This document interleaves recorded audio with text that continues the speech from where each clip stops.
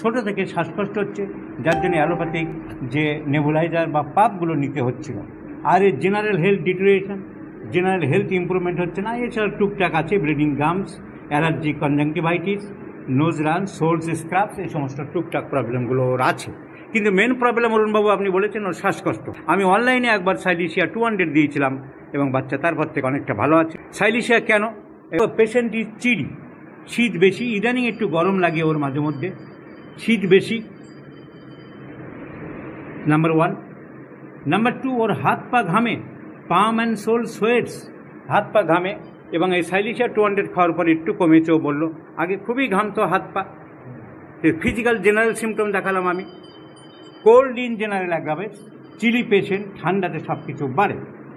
এবং ওর বাবা নিজেই বললেন স্টুল অ্যান্ড ইউরিন ভেরি অফেন্সিভ, পায়খানা প্রস্রাবে খুব গন্ধ আপনি দেখেছেন, পায়খানা প্রস্রাব ও নিজে বলছে, প্রস্রাবটা আপনি নিজেও লক্ষ্য করে দেখেছেন। সাইলিশিয়া কভার করছে চিলি, শীত বেশি, ঠান্ডাতে বাড়ে।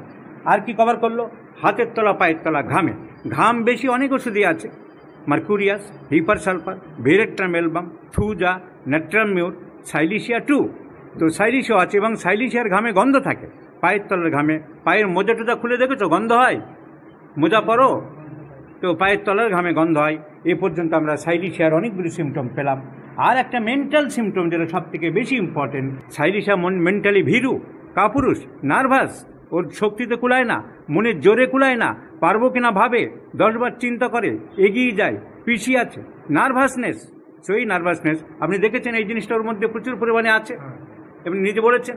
সো এইটা খেয়াল করতে হবে। So mentally nervousness, physically chilly, cold in general aggravates, ঘাম প্রচুর হয় এবং নার্ভাসনেসের জন্যেই হাতের তলা পায়ের তলা ঘামে এবং ঘামে গন্ধ হয় এবং পায়খানা প্রস্রাবে খুব দুর্গন্ধ আছে এবং সাপ্রেশন অফ স্কিন ডিজিজ আছে। ওর স্কিন ডিজিজও আগে মলম টলম লাগানো হয়েছিল আপনি বলেছেন। So suppression of skin disease, skin chapter যদি যাও, eruptions suppressed, psorinum, sulphur, মেজেরিয়াম, hepar sulphur, silicea, nitric acid, Mercurius. তো সাইলিশিয়া সেখানেও কভার করছে। মোর ওভার একটা সিমটম যারা অনেকেই খেয়াল করবে না, ওর কুকুরে কামড় দিয়েছিল এবং অ্যান্টি র্যাবিস সিরাম নিয়েছে 4টে কুকুরে কামড়ের ইঞ্জেকশন দেওয়া হয়েছিল। This is a vaccination, this is a foreign antigen. So bad effects of vaccination or bad effects of foreign antigen covered by Antimtar, Thuja, Silicea, Mesothelium, Hypersulfur, Gelsemium and so on.